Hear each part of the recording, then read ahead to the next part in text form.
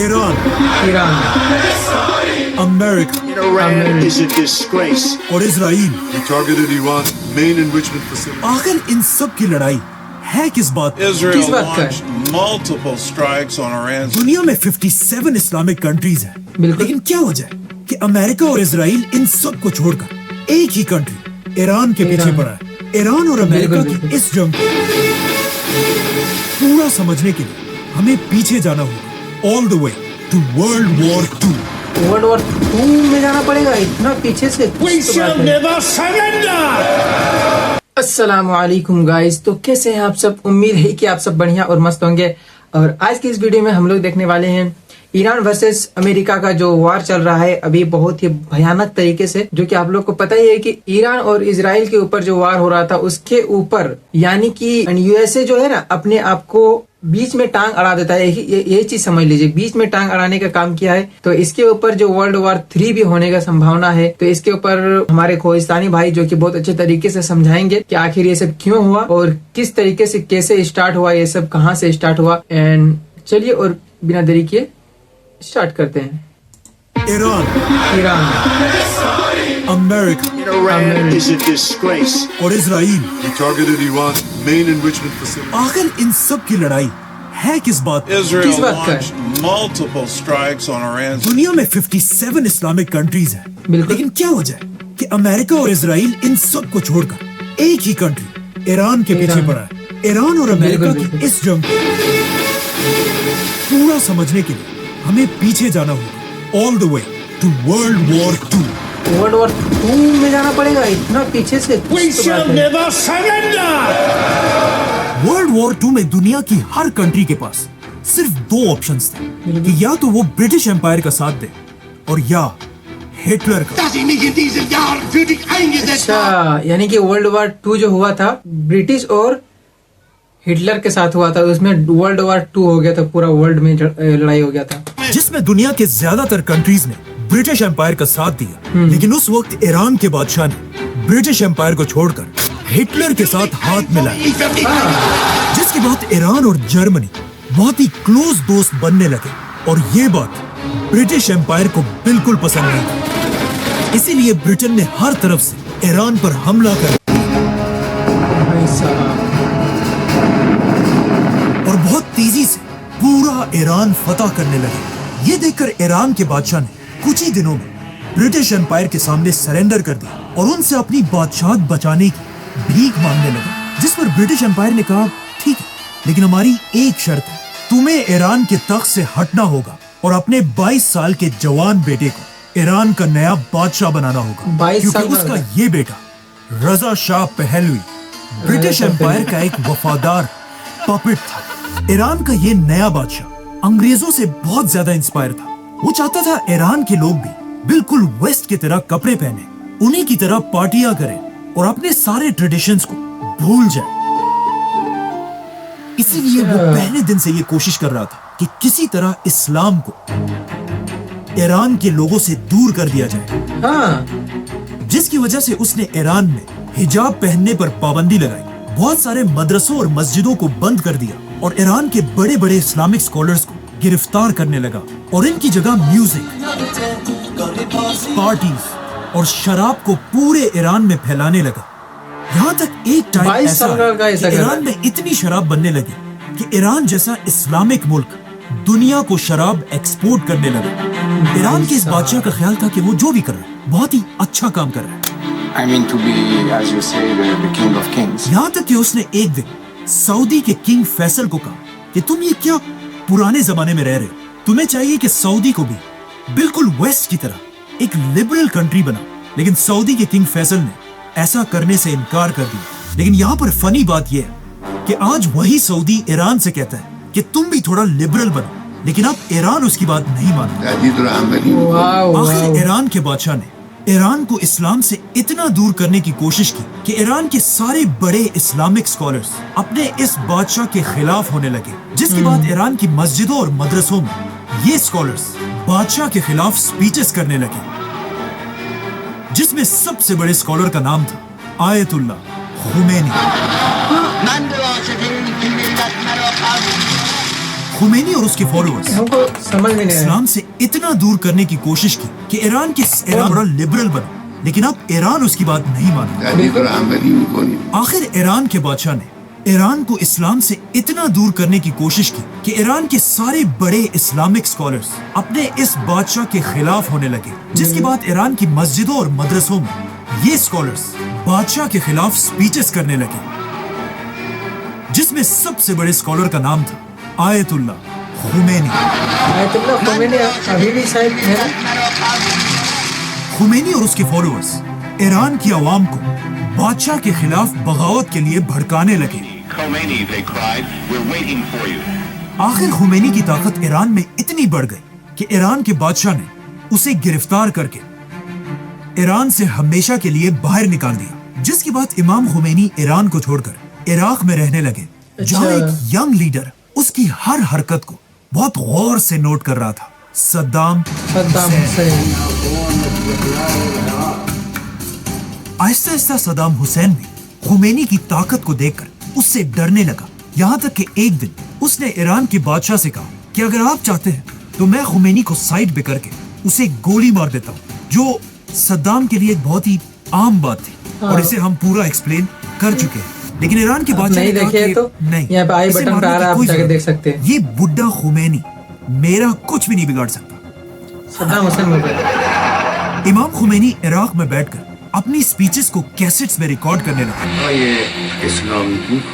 جنہیں پھر بہت سیکرٹلی اسمگل کر کے پورے ایران میں پھیلا دیا جاتا تھا، اور خمینی کی باتیں سن کر لوگ اتنا انسپائر ہوتے تھے کہ وہ آہستہ آہستہ ایران کے بادشاہ سے زیادہ امام خمینی کو اپنا لیڈر ماننے لگے۔ لیکن پھر بھی ایران کے بادشاہ کو ہٹانا کوئی آسان کام نہیں تھا، کیونکہ اس کے پاس ایک بہت ہی خطرناک فوج اور سپر پاور امریکہ کا فل سپورٹ حاصل تھا، America gave us generous and valuable financial and military assistance. اور وہ مسلمان دنیا میں امریکہ کا فیورٹ پپٹ تھا۔ لیکن یہاں پر جب ایران کا بادشاہ اپنی طاقت کی پیک پر تھا، اس نے اپنی زندگی کی سب سے بڑی غلطی کی، The Flames of Persia۔ Flames of Persia دنیا کی سب سے بڑی اور سب سے مہنگی پارٹی اچانک ایک دن ایران کے بادشاہ نے اعلان کیا دا گریٹ پرشین امپائر کو دوبارہ زندہ کرنے کے لیے ایران میں دنیا کی سب سے بڑی پارٹی ہوگی۔ یہ ایک ایسی پارٹی تھی جس میں دنیا کے سارے لیڈرز اور بڑے بڑے سیلیبریٹیز انوائٹ کیے جائیں گے۔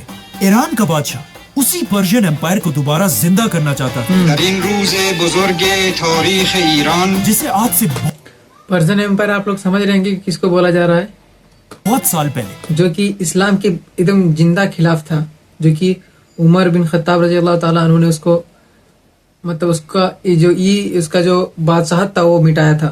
حضرت عمر بن خطاب کی خلافت میں مسلمانوں نے تباہ کر دی۔ اس پارٹی کے لیے ایران کے ڈیزرٹ کے بیچ میں ایک نئی سٹی بنائی گئی اور اپنے وی آئی پی مہمانوں کے لیے ایران کے بادشاہ نے 600 لیموزینز منگوائی، سونے کی پلیٹس میں کھانا کھلایا، جس کے بعد ایران کے بادشاہ نے سب کو اپنے سامنے کھڑا کیا اور اپنے سونے کے تخت پر ایسے بیٹھا کہ اب وہی پرشین امپائر کا نیا شہنشاہ ہے۔ لیکن اب جب ایران کا بادشاہ اپنی عیاشی کی زندگی گزار رہا تھا، وہاں ایران کے غریب لوگ سوچنے لگے کہ ہم یہاں کھانے پینے کی چیزوں کو ترس رہے ہیں اور ہمارا بادشاہ سونے کی پلیٹ میں کھانا کھاتا ہے۔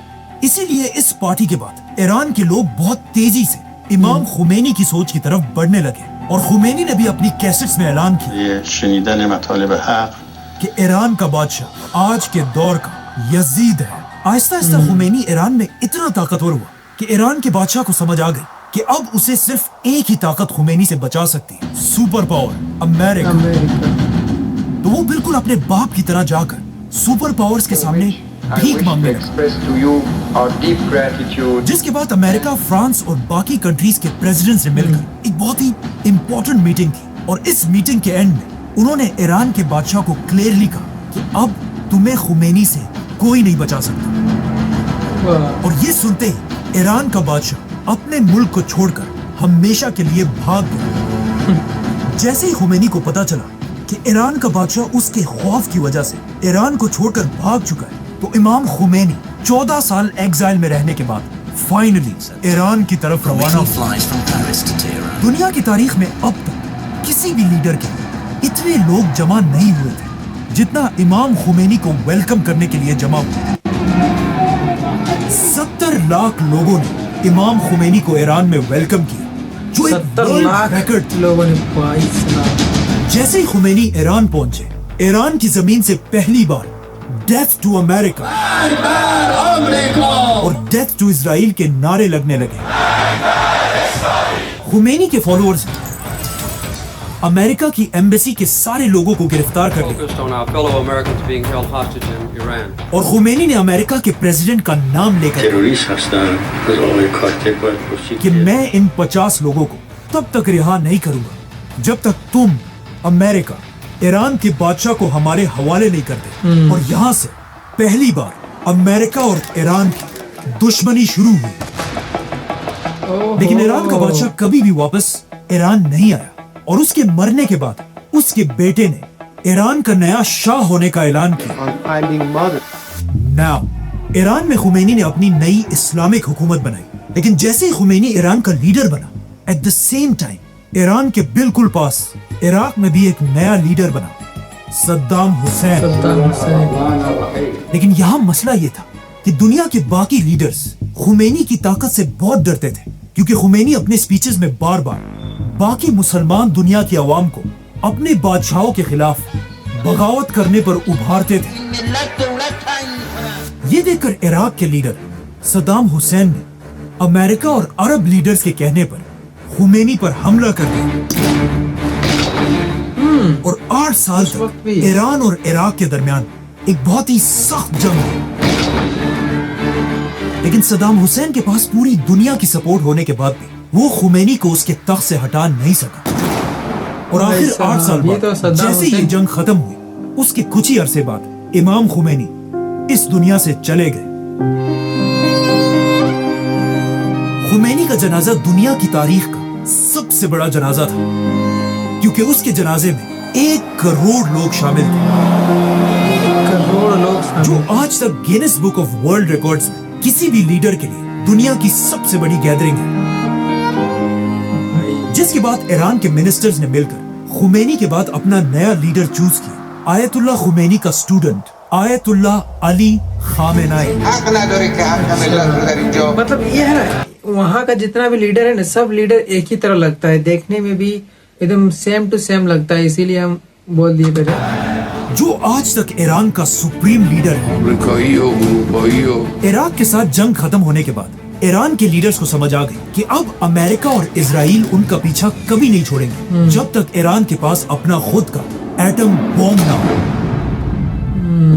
लेकिन अब मसला ये था कि एटम बम बनाना कोई आसान काम नहीं है, ये एक बहुत ही मुश्किल टेक्नोलॉजी है और उस वक्त कोई भी ईरान को ये टेक्नोलॉजी देने के लिए तैयार नहीं था। तो अब ईरान किसी ऐसे मिरेकल का इंतजार कर रहा था कि दुनिया का कोई मुल्क उसकी एटम बॉम्ब बनाने में मदद करे। और अजीब बात यह है कि एग्जैक्टली ऐसा ही हुआ। ईरान के बिल्कुल करीब एक मुल्क, दुनिया की पहली इस्लामिक कंट्री पाकिस्तान अपना पहला एटम बॉम्ब बनाया।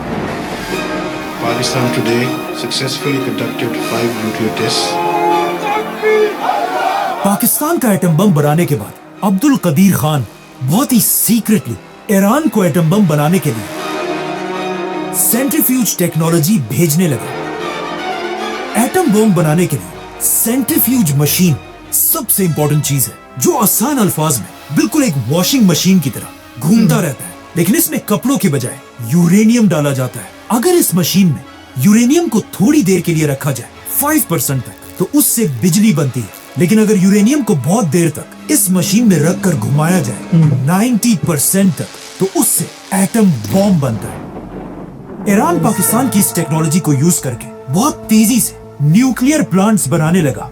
लेकिन जैसे ईरान ने ये सब करना शुरू किया, अमेरिका को किसी तरह इस सब की खबर मिल गई। अब पाकिस्तान का एटम बम तो अमेरिका को फिर भी किसी हद तक कबूल था, क्योंकि पाकिस्तान अमेरिका का बहुत ही वफादार मुल्क है। Beggars can't be choosers. हमें अपनी कौम का पेट पालना है। और पाकिस्तान चाहे जो भी हो जाए, अमेरिका के खिलाफ कभी नहीं जा Especially the government of Pakistan. क्योंकि पाकिस्तान और अमेरिका बहुत ही पुराने दोस्त It's an honor to be with my friend. लेकिन ईरान पाकिस्तान से बिल्कुल ऑपोजिट। बार बार अमेरिका की आंखों में आंखें डालकर उसे धमकियां देता था।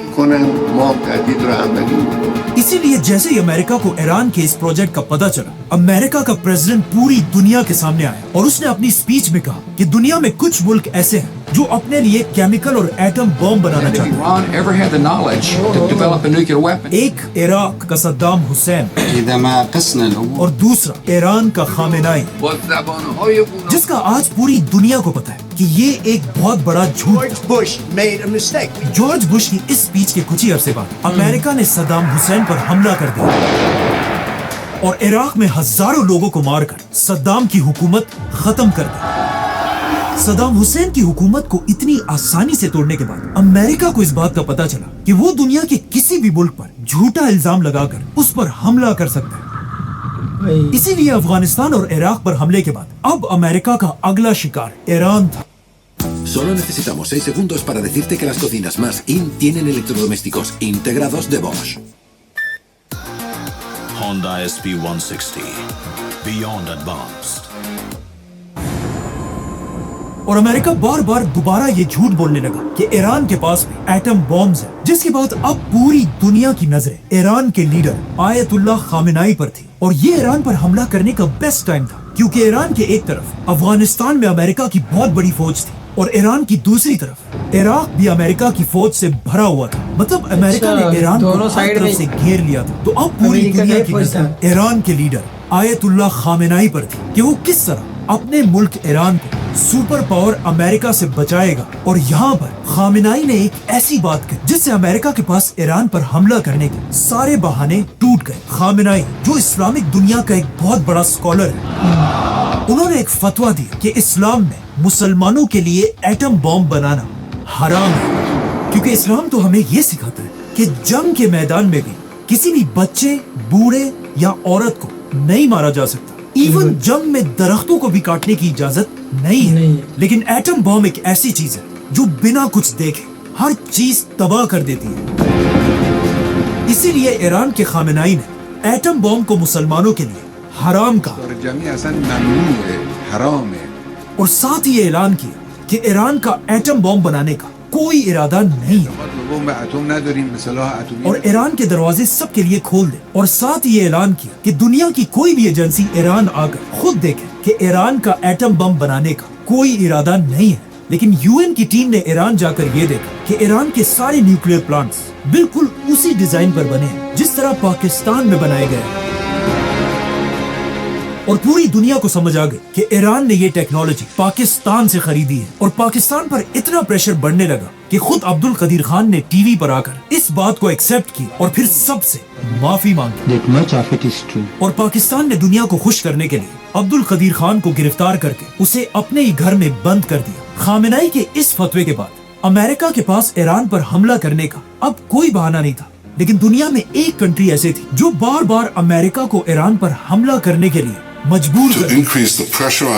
लेकिन अमेरिका ने इजराइल की बात नहीं मानी।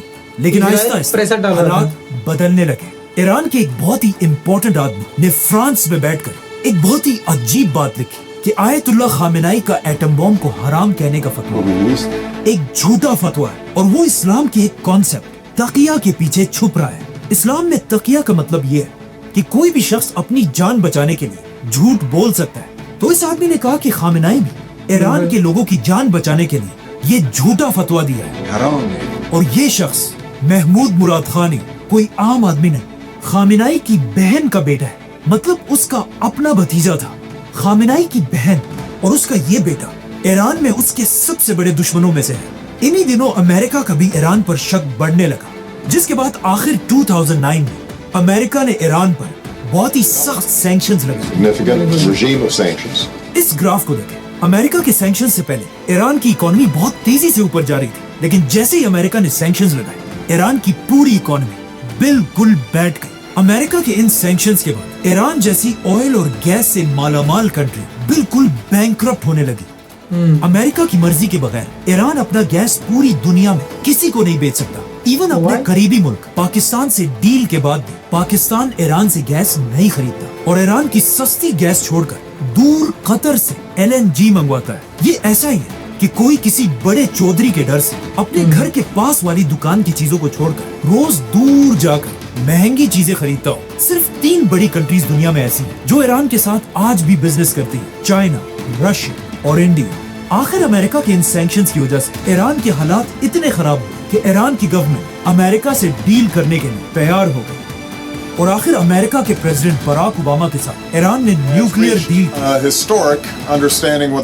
کہ ایران ایٹم بم نہیں بنائے گا، جس کے بدلے میں امریکہ ایران سے سارے سینکشنز ہٹا دے گا اور ایران کی اکانومی دوبارہ سٹرونگ ہو جائے گی، جو دونوں ملکوں کے لیے ایک بہت بڑی کامیابی تھی. لیکن پہلے دن سے امریکہ میں ایک شخص ایسا تھا جو اس ڈیل کے سخت خلاف تھا: Donald Trump. I have really nothing better to do. اور ڈونلڈ ٹرمپ اس ڈیل کے اس لیے خلاف تھا کیونکہ امریکہ میں یہودیوں کا ایک بہت بڑا نیٹ ورک ہے جن کے سپورٹ کے بغیر امریکہ میں کوئی کچھ بھی نہیں کر سکتا. اسی لیے اپنے پہلے الیکشنز جیتنے کے کچھ ہی عرصے بعد Constitution of the United States. Donald Trump نے ایران سے کی ہوئی ڈیل ختم کر دی. United States will withdraw from the Iran nuclear deal. اور ایک بار پھر ایران کی اکانومی کمزور کرنے کے لیے ایران پر سخت سینکشنز لگائے، These are the highest sanctions ever imposed on a country. جس سے ایران کی اکانومی ایک بار پھر تیزی سے گرنے لگی. لیکن آف کورس ایران بھی ایران ہے، وہ باقی مسلم دنیا کی طرح ڈر کر خاموش رہنے والا نہیں. جیسے ٹرمپ نے ایران پر پابندیاں لگا، ایران نے اپنا نیوکلیئر پروگرام دوبارہ شروع کیا. لیکن دوسری طرف ڈونلڈ ٹرمپ کو بھی سب جانتے کہ وہ دنیا میں اپنے علاوہ کسی کی بھی بدماشی برداشت نہیں کرتے. Bloody rampage is now. جب ایران نے امریکہ کی آنکھوں میں آنکھیں ڈالی، ڈونلڈ ٹرمپ نے انہیں سبق سکھانے کے لیے اچانک ایک دن ایک میزائل حملے سے ایران کے آرمی چیف قاسم سلیمانی کو اڑا دیا. Qasem Soleimani has been killed. یہ ایران اور اس کے عوام کے لیے بہت ہی بے عزتی کی بات تھی کہ کوئی اتنی آسانی سے پوری دنیا کے سامنے ان کے آرمی چیف کو مار دے، جس سے آہستہ آہستہ ایران میں امریکہ کے خلاف غصہ بڑھنے لگا. اور جیسے ہی سلیمانی کی موت کے بعد ایران میں نئے الیکشنز ہوئے. ایران کے اگلے الیکشنز میں ایک نیا پریزیڈنٹ آیا، ابراہیم رئیسی، جو ایران کا بہت ہی سخت پریزیڈنٹ تھا اور کسی حال میں بھی امریکہ اور اسرائیل کے سامنے جھکنے کے لیے تیار نہیں تھا. ابراہیم رئیسی کے پریزیڈنٹ بنتے ایران جتنا بھی ہے سب کے سب ایک جیسا دکھتا ہے، اور لیکن سب کا جو مائنڈ سیٹ ہے سب کا ایک ہی ہے کہ چاہے کسی بھی ہو، کیا کوئی بھی ہو، کسی بھی حال میں ہو جائے ہم لوگ، لیکن جھکنا نہیں ہے کسی کے سامنے سوائے اللہ کے. ایران کا نیوکلیئر پروگرام دوبارہ بڑھنے لگا اور اس کے ساتھ ہی صدر بنتے ہی سب کو یہ بات کلیئرلی سمجھا دی کہ ایران اب امریکہ سے کوئی ڈیل نہیں کرے گا. اور اس کے ساتھ ہی انہوں نے اسرائیل کے خلاف لڑنے والے سارے گروپس کو فنڈنگ اور ویپنز بھیجنا شروع کیے اور انہی کے دور میں اسرائیل اور غزہ کی وار شروع ہوئی. لیکن ہم سب کو پتا ہے جب کوئی بھی لیڈر امریکہ اور اسرائیل کے خلاف اتنا اوپنلی بولتا ہے تو اس کے ساتھ کیا ہوتا ہے. President Raisi died when the helicopter crashed on. Raisi کے جانے کے بعد آج سے 1 سال پہلے ایران میں دوبارہ الیکشنز ہوئے، جس میں ایران کی عوام نے ابراہیم رئیسی سے بالکل اپوزٹ لیڈر چوز کیا، جو ایک بہت ہی سافٹ اور کام انسان ہے. سلام و درود به ملت عزیز و رشید ایران. جس نے پریزیڈنٹ بنتے ہی سب سے پہلے اعلان کیا کہ ہم آج بھی آیت اللہ خامنائی کے اسی فتوے کے ساتھ مضبوطی سے کھڑے ہیں اور ایران کبھی بھی ایٹم بم نہیں بنائے گا. Nukes, they are not developing nukes. ساتھ ہی انہوں نے یہ بھی کہا کہ ایران امریکہ بلکہ پوری دنیا کے ساتھ ڈیل کرنے کو تیار ہے. از نظر اعتقادی شکی نداریم. جس سے بہت ہی سیکرٹلی آج سے کچھ ہی عرصہ پہلے امریکہ اور ایران کی دوبارہ ڈیل کے لیے میٹنگز ہونے لگی. لیکن اسرائیل کبھی بھی یہ نہیں چاہتا کہ امریکہ اور ایران کی آپس میں ڈیل ہو جائے اور اسرائیل ہر طرح کی کوشش کرنے لگا، جس کے بعد اسرائیل دوبارہ ایران پر جھوٹے الزام لگانے لگا. Iran has never given up its quest for nuclear weapons. کہ ایران 1 مہینے کے اندر ایٹم بم بنانے جا رہا ہے. It could be within a few months. جو وہ پچھلے 25 سال سے کر رہا ہے. Iran has never given up its quest for nuclear weapons. Who will be the first to achieve nuclear weapons? From there, it's only a few months, possibly a few weeks. Iran could produce a nuclear weapon in a very short time. An initial device within months. یہ کیسا atom bomb ہے جو پچھلے 25 سال سے 1 مہینے میں بننے والا ہے لیکن آج تک نہیں بنا. اسرائیل نے ایران پر یہ الزام بھی لگایا کہ ایران بار بار امریکہ کے پریزیڈنٹ ڈونلڈ ٹرمپ کو مارنا چاہتا ہے. اسی لیے آج اسرائیل ایران پر حملہ کر کے ایران کے ہر اس شخص کو चुन चुन कर मार रहा है। where at least 8 people have been The killed. top advisor to Iran's supreme leader has died after being जो अमेरिका के साथ डील करना चाहते हैं, और इन हमलों से इजराइल यही कोशिश कर रहा है कि किसी तरह ईरान गुस्से में आकर कोई ऐसा गलत कदम उठाए जिससे सुपर पावर अमेरिका ईरान पर हमला कर दे और आज से बहुत साल पहले बनने वाली आयतुल्लाह खुमैनी की हुकूमत टूट जाए। सब्सक्राइब। भाई आयतुल्लाह खुमैनी का, जिसने अपने देश को छोड़कर भी अपना बादशाहत को नहीं कमजोर होने दिया। ये है ईरान का कहानी। और अमेरिका, वो कहते थे ना कि अमेरिका आज तुम क्या होवे, आज हम कहते हैं तुम क्या होवे, वो वाला फील हो रहा है उन लोगों के साथ। बट हम लोग तो इंडियन है, और इंडियन भाई इंडियन से पंगा लेने का सोचना भी नहीं, कोई भी हो चाहे। बट हाँ, एक चीज है कि इस चीज से हम लोग को साफ पता चल गया कि आखिर अमेरिका ईरान से इतना ज्यादा नफरत क्यों करता है। बचपन से ही उन लोगों का यही है भाई, नफरती चिंटू है तो नफरती तो रहेगा। इनका बचपन से ही ईरान से इन लोगों का झगड़ा है। इन लोगों से क्या बोलते हैं, मतलब ईरान से उन लोगों का बनती ही नहीं। आप लोग समझ सकते हैं।